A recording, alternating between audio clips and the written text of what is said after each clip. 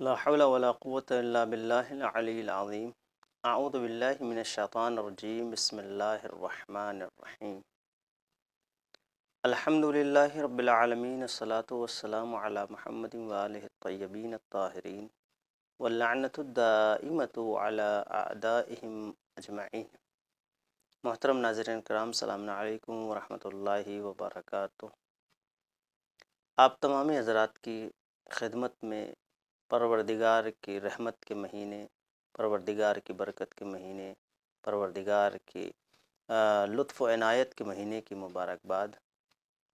ماہ مبارک رمضان کے جس کے سلسلے سے قرآن مجید میں مختلف مقامات پر پروردگار عالم نے انسانیت کو متنبہ کیا اور انسانیت کو بیدار کیا۔ قرآن مجید فرقان حمید میں ارشاد ہوتا ہے، یا ایھا الذین آمنوا کتب علیکم الصیام کما کتب علی الذین من قبلکم لعلکم تتقون۔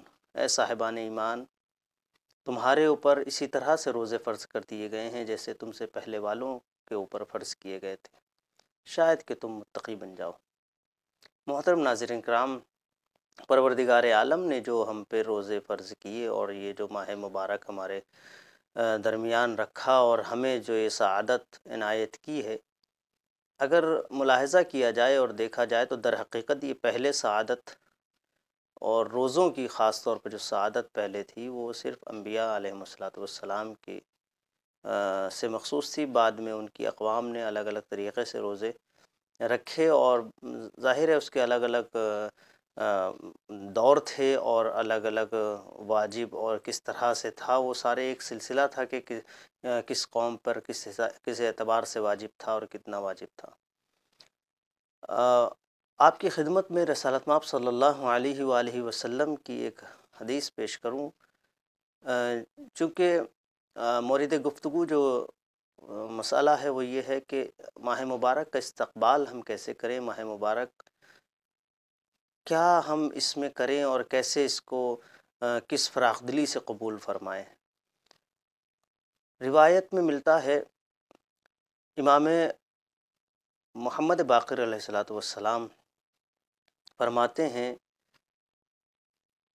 کہ رسالت مآب صلی اللہ علیہ وآلہ وسلم نے فرمایا، اور رسالت مآب صلی اللہ علیہ وآلہ وسلم کے دور کا واقعہ نقل کرتے ہوئے فرماتے ہیں کہ جب پیغمبر کا دور تھا تو فرماتے ہیں لما حضر شہر رمضان وذلك فی 3 بقین من شعبان، 3 دن ابھی باقی تھے شعبان کے ختم ہونے سے، پروردگار عالم کے حبیب نے یعنی آنے سے پہلے فرمایا۔ کس سے فرمایا؟ جناب بلال سے۔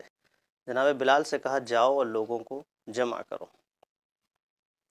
ثم صعد المنبر وحمد اللہ واثنى علیہ، لوگ جمع ہو گئے، پیغمبر اکرم صلی اللہ علیہ وآلہ وسلم منبر پر تشریف فرما ہوئے، حمد و ثنا کی پروردگار کی۔ ثم قال، پھر فرمایا ایھا الناس ان ھذا الشہر قد خصکم اللہ بہ، یہ جو اب مہینہ آنے والا ہے، یہ جو بابرکت مہینہ آنے والا ہے، یہ ایسا مہینہ ہے کہ جس میں پروردگار عالم نے تم لوگوں کو اپنے لیے مخصوص کیا ہے، تم لوگوں کو اس مہینے کے لیے مخصوص کیا ہے، کیونکہ یہ شرف ہے تمہارا کہ تمہیں پروردگار عالم نے اس مہینے کے لیے چنا ہے۔ وحاضرکم، اور تمہاری حاضری اس مہینے میں قبول فرما رہا ہے اور قبول کر رہا ہے اور تمہیں موقع دے رہا ہے اس مہینے میں اس سعادت حاصل کرنے کی کہ تم روزہ رکھ سکو۔ وَهُوَ سَيِّدُ الشُّهُورِ، یہ مہینوں میں جتنے مہینے ہیں سب کا سردار ہے، اور اس میں ایک رات 1000 رات کے برابر ہے۔ اور پھر فرمایا وَتُغْلَقُ فِيهِ أَبْوَابُ النَّارِ، اور اس ماہ مبارک میں جہنم کے دروازے بند کر دیے جاتے ہیں۔ اور ہوتا کیا ہے؟ وَتُفَتَّحُ فِيهِ أَبْوَابُ الْجِنَانِ، اور اس میں جنت کے دروازے پروردگار عالم کھول دیتا ہے اور جنت کے دروازے کھول دیے جاتے ہیں۔ پھر فرمایا فَمَنْ أَدْرَكَهُ وَلَمْ يُغْفَرْ لَهُ، اور جو اس ماہ مبارک کو پالے اور اس ماہ مبارک میں اپنے آپ کو محسوس کرے کہ وہ اس ماہ مبارک میں آ چکا ہے اور پروردگار عالم نے اسے حیات بخشی اور وہ اس مہینے کے روزے رکھ رہا ہے، اور ماہ مبارک کو در کیا اور ماہ مبارک کے روزے رکھے، ولم یغفر، اور لیکن وہ بخشا ہی نہیں گیا، تو کیا ہوتا ہے؟ فَأَبْعَدَهُ اللَّهُ، تو پروردگار عالم اسے کیا کر دیتا ہے؟ دور کر دیتا ہے۔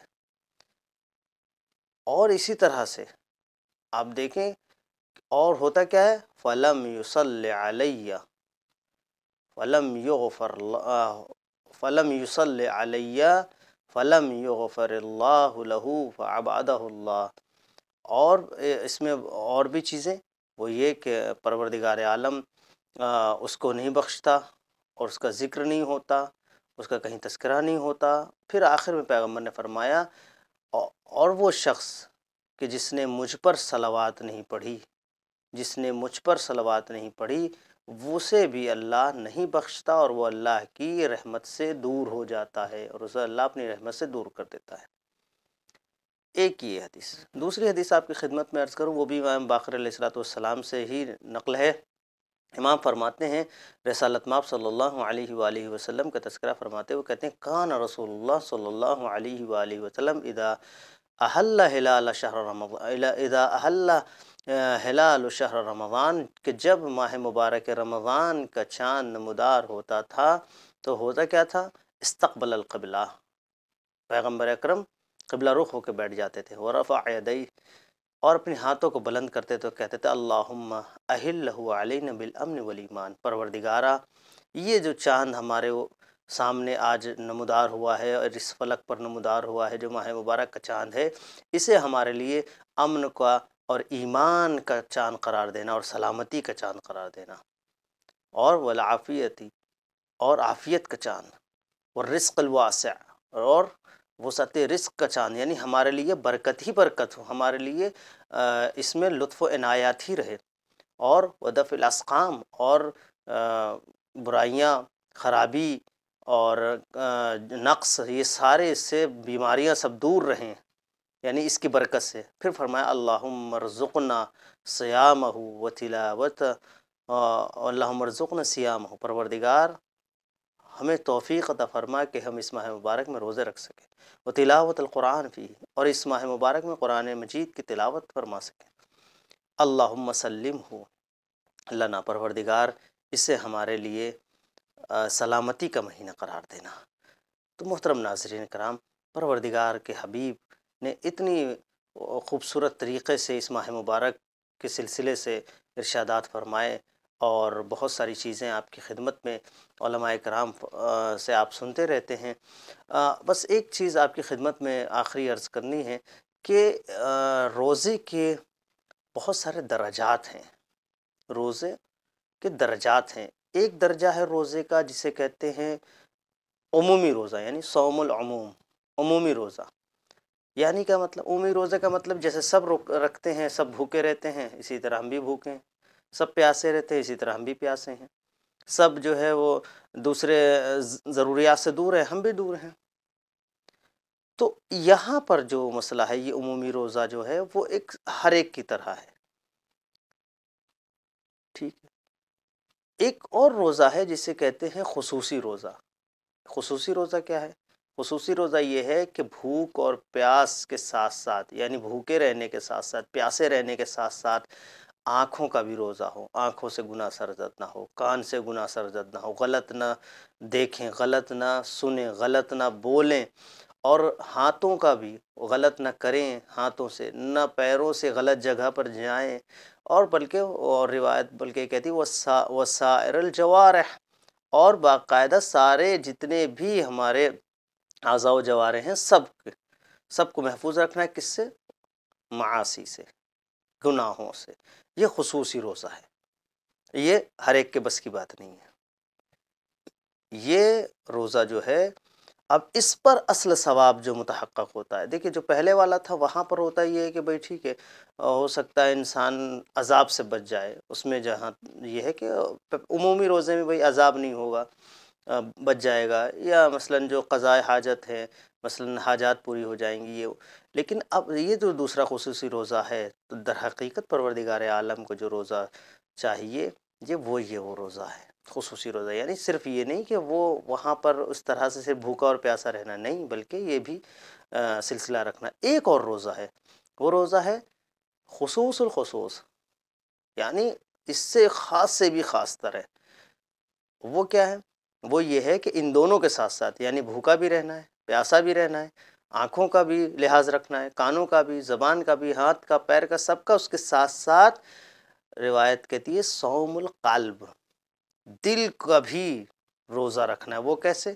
صوم القلب عن الہمم، یعنی دل سے بھی ادھر ادھر نہیں جانا، اخلاق کو بھی ملاحظہ رکھنا ہے، اخلاق ردیہ سے بچنا ہے، خراب بد اخلاقی سے بچنا ہے، یعنی بد اخلاقی سے بچنا ہے، خراب اخلاق سے بچنا ہے، اور ایسے افکار سے بچنا ہے جو دین سے دور کر دے۔ یہ سارے، یہ بھی ایک روزے کی شق بتائی گئی ہے، لیکن یہاں پر جو ہے علماء اکرام فرماتے ہیں کہ یہ وہ درجہ ہے جو صرف اولیاء الہی اور انبیاء الہی کا ہے۔ ظاہر ہے اس مقام تک جلدی کوئی نہیں پہنچ سکتا کہ وہ اتنا زیادہ کہ دل اور دماغ اور فکر و تفکر سے بھی وہ روزہ رکھ لے، تو یہ ائمہ اور انبیاء اور اولیاء الہی کا ہی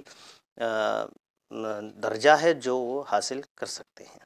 تو محترم ناظرین، ہمیں اور آپ کو بہرحال اگر خصوص الخصوص نہیں تو کم سے کم خاص جو روزہ ہے اس میں کم سے کم کوشش کرنی چاہیے کہ پروردگار ہمیں توفیق دے کہ ہم وہ اعلیٰ خاص روزہ رکھ سکے جو پروردگار عالم کو مطلوب ہے۔